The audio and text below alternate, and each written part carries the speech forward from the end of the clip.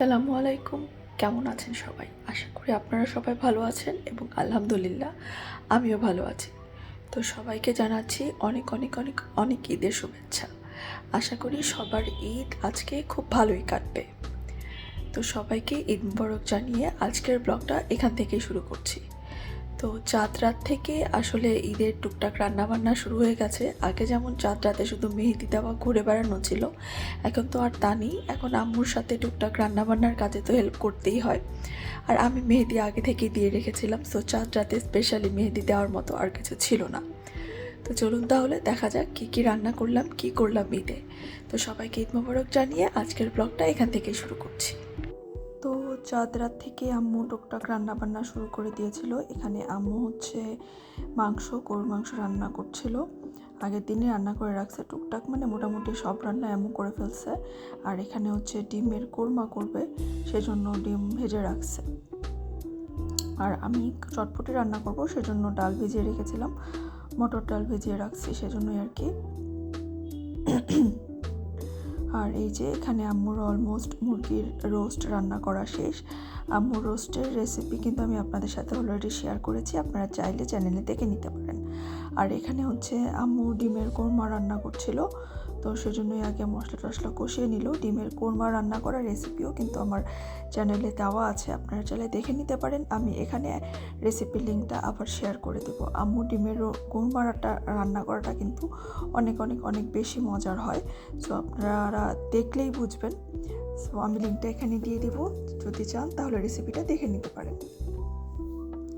আম্মু ইচ্ছা করে ডিমগুলো একটু লাল করে ভেজে নিয়েছে। ডিমের কোরমা সাধারণত সব কিছু সাদা সাদাই থাকে, কিন্তু আম্মু ইচ্ছা করে একটু কালারের জন্য ডিমগুলো একটু লাল করে ভেজে নিয়েছে। এই যে দেখেন ফাইনাল লুক, দেখেই লোভনীয় লাগছে।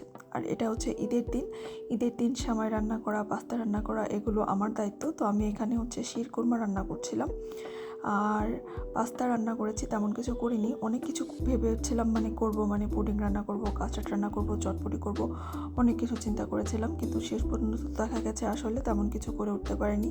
শুধু সেমাই আর পাস্তাটাই রান্না করেছি, আর কিছু রান্না করে উঠতে পারিনি। এই দুটো রান্না করতে করতে মনে হচ্ছিল যে খুবই টায়ার্ড লাগছিল। আর রোজার মধ্যে সারা রাত সজাগ থেকে একটা অভ্যাস হয়ে গিয়েছে, যার কারণে দেখা গেছে ঈদের আগের দিন রাতেও সারা রাতই সজাগ ছিলাম, যার কারণে সারাদিন ঘুম পাচ্ছিল। তো এখন সেমাই আর পাস্তাটা তো রান্না করতেই হয়, তো এটা আগের ভাগেই রান্না করে নিচ্ছিলাম। আর এখানে আমি দুধের সাথে একটু কনডেন্স মিল্কও মিলিয়ে নিলাম, একটু মজা করে রান্না করছিলাম। যদিও এখানে কোনো চিনির খবর টবর কিছুই রাখছিলাম না, কিসের কি, ঈদের দিন তো মজা করে খাবো, এটাই বেশি। আর আমার অভ্যাস আমি যদি সেমাই খাই সেটার মধ্যে একটু বেশি চিনি খাবো।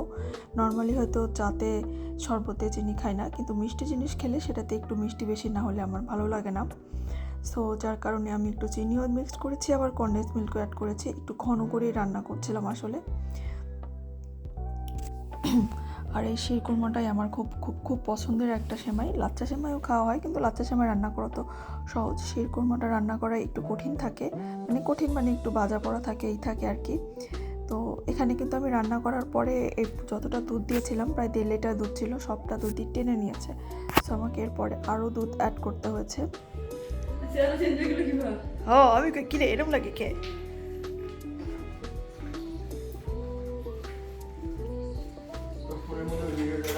একটু ঈদ মুবারক জানা সবাই রে।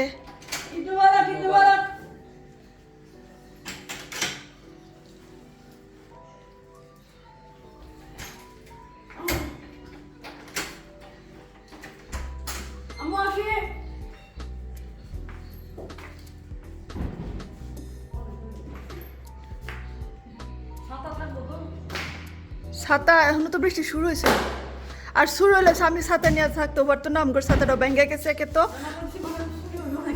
হইতে পারে, সাবধানে রাখো। হ্যাঁ, চুরি হওয়ার চান্স আছে।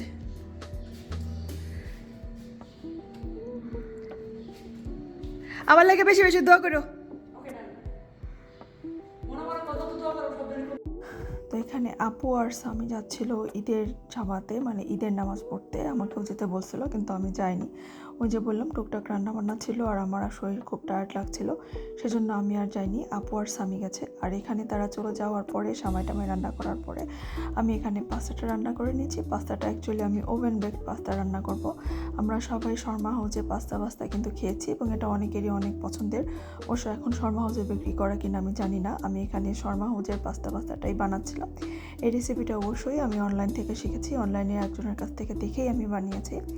তো আমারটা মনে হয় অনেকটা পাস্তার মতোই হয়। আমার কাছে অ্যাকচুয়ালি আমার রান্না করা এই পাস্তাটা অনেক বেশি মজা লাগে। তো এখানে যে যার মতো পাস্তা ইউজ করে, আমার কাছে তখন এটাই ছিল। আমি লাস্ট মোমেন্টে কিনেছি পাস্তাটা, যার কারণে এই পাস্তাটাই পেয়েছি। ওখানে কিন্তু পেনিস যে পাস্তাগুলো থাকে সেটা থাকে অ্যাকচুয়ালি শর্মা হাউসে। তো আমার কাছে যেটা ছিল আমি সেটা দিয়ে রান্না করেছি। আর এখানে অবশ্যই আগে পাস্তাটাকে কিন্তু নর্মালি রান্না করে তারপর হচ্ছে হোয়াইট সসে রান্না করে তারপরে কিন্তু চিজ দিয়ে বেক করতে হয়। তো এই হোয়াইট সসটা করাই আমার কাছে একটু ডিস্টার্বিং মনে হয়, কারণ দেখা যায় ময়দার এই কুটলিগুলো সহজে ভাঙতে চায় না, এটাকে অনেকক্ষণ ধরে নাড়া দিতে হয়, আর নাড়া দিতে দেখা যায় যে ময়দাটা জমে যায়। তো আমার কাছে এই পাস্তা রান্না করার এই মিক্সচারটাই, এই হোয়াইট সসে মিক্স করাটাই সবচেয়ে বেশি কঠিন বলে মনে হয়। আর আমি এখানে একটু ঝালের পরিমাণটা বেশিই দিচ্ছি। ঝালেরটা আমি গোলমরিচের গুঁড়া ইউজ করেছি, সাথে আবার হচ্ছে শুকনো মরিচের গুঁড়া যেটা বলে আর কি, শুকনো মরিচটা ভেজে ব্লেন্ড করে রেখেছিলাম সেটাও ইউজ করেছি। কারণ আমাদের বাসায় এই পাস্তাটা একটু ঝাল করে খাওয়া হয়, আর আম্মু তো ঝাল ছাড়া খেতেই পারে না। যদিও এবার চিজটা করার খুব একটা ইচ্ছা ছিল না, কারণ আমার একটু চিজ খেলে সমস্যা হচ্ছে, কিন্তু স্বামীর আবার এই চিজ পাস্তাটা খুব পছন্দ, যার কারণে আসলে একটু বেশি করে চিজ দিয়ে রান্না করছি, যে আমি একটু অল্প একটু খাবো কিন্তু সে হয়তো মজা করে খাবে, তো তার জন্যই মেনলি রান্না করা। তো এখানে ডবল লেয়ারে চিজ দিয়ে দিচ্ছি। এখানে চিজের পরিমাণ যে যেরকম চিজ খেতে পছন্দ করেন সেরকম দিলেই হয়। আমাদের বাসায় চিজের পরিমাণটা একটু বেশি চলে, যার কারণে এবার চিজটা একটু বেশি দিয়েছি। তো এই পাস্তাটা রান্না করতে কিন্তু অনেকক্ষণ সময় লাগে। দেখা যায় যে সারা বছর ওভেন যতটুকু চালাই না চালে, ওভেনে যত বিল আসে না আসে, এই পাস্তা রান্না করতে কি কিন্তু অনেকক্ষণ চলে। এখানে আমি একটু যতটুকু টাইম দিয়েছি আমার কিন্তু ততটুকু টাইমে হয়নি। আমি 27-28 মিনিটের মতো দিয়েছি 180 ডিগ্রি সেলসিয়াসে, কিন্তু তারপরে আমাকে আরও মনে করেন 200 ডিগ্রি সেলসিয়াসে আরও 10 মিনিটের মতো বেক করতে হয়েছে, তারপরে শেষ পর্যন্ত পাস্তাটা রেডি হয়েছে। এই যে এটা ছিল আমার লাস্ট পাস্তার চেহারা।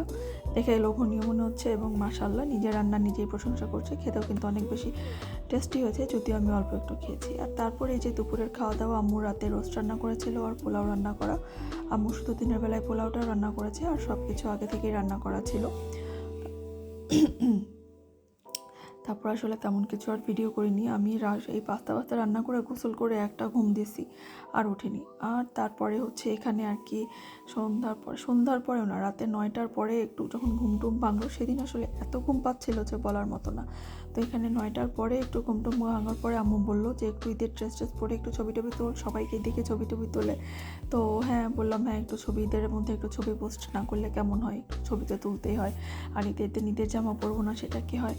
তো এখানে বসে তিনজনই আর কি ছবি তুলছিলাম। আম্মু তেমন একটা ছবি তোলেনি, আমি, স্বামী আর আপু আমরা তিনজনই একটু ছবি তুলছিলাম। তো এখানে সেটাই শেয়ার করছিলাম, কীভাবে ছবি তুলতে পারি, কীভাবে পোস্ট করতে পারি, এই তো।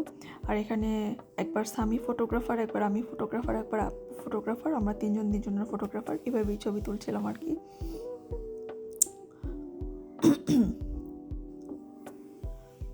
তো এই যে এখানে হচ্ছে আপু পোস্ট দিচ্ছিল আর স্বামী হচ্ছে ছবি তুলছিল।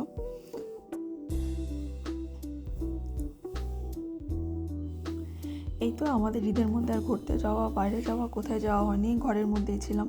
আসলে ঈদের দিন এত ঘুম পাইছে যে বলার মতো না। বাইরে যাওয়ার কি যাব, আর এর মধ্যে একটু বৃষ্টি ছিল, তো এর মধ্যে তো আরও বেশি ঘুম পাই।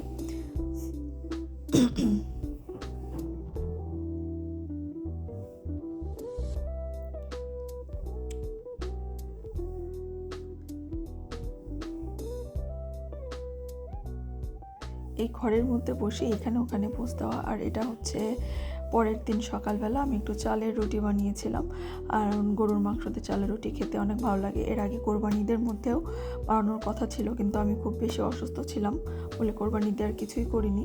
আর আমাদের দাদুর বাড়ির এদিকে আমাদের আবার চালের রুটিতে সেমাই, চালের রুটিতে গরুর মাংস খুবই পছন্দের খাবার। আপনাদের কার এই খাবার পছন্দ আমাকে কমেন্ট করে অবশ্যই জানাবেন। আর ঈদের পরের দিন আমি ওই আগের দিন যে চটপটি ভিজিয়ে রেখেছিলাম সেটা সিদ্ধ করে রেখে দিয়েছিলাম, তো পরের দিন রাতের বেলা চটপটিটা বানালাম। চটপটিটা রেডি করলাম আর কি, সিদ্ধ করাই ছিল, ওটাকে আবার পানি দিয়ে একটু গরম করে, এখানে তেমন কিছু না, চটপটি মশলা, চাট মশলা, বিট লবণ, গোলমরিচের গুঁড়া, শুকনো মরিচের গুঁড়া আর তেঁতুল, যে এরকম পরিমাণ তেঁতুল খান সেরকম তেঁতুল দিয়ে আর কি চটপটি রান্না করলাম। তো সেটা ঈদের পরের দিন, যেটা কিনা ঈদের দিনই করার কথা ছিল। আরও কিছু বানানোর কথা ছিল যেগুলো টুকটাক রেডি করে রেখেছি, কিন্তু পুরোপুরি শেষ করতে পারিনি, কারণ ওই যে বললাম এত টায়ার্ড লাগছে যে আর কিছুই করে উঠতে পারছি না। যেটা একদিনে করার কথা ছিল সেটা হয়তো এক একদিন এক একটা করতেছি। তো যেদিন যেটাই করি না কেন, যাই করি না কেন, আপনাদের সাথে তো অবশ্যই শেয়ার করবো। তো এই ছিল আমার আজকে ছোট্ট একটা ব্লগ।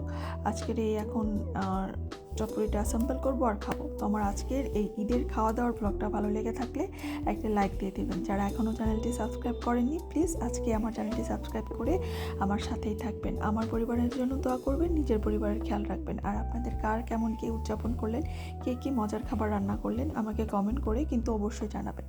তো সবাইকে ঈদ মোবারক জানিয়ে আজকের মতো এখানেই বিদায় নিচ্ছি। শীঘ্রই আবার আরেকটা নতুন ব্লগে আপনাদের সাথে দেখা হবে। তো আজকের মতো এখানেই বিদায় নিই। আল্লাহ হাফেজ।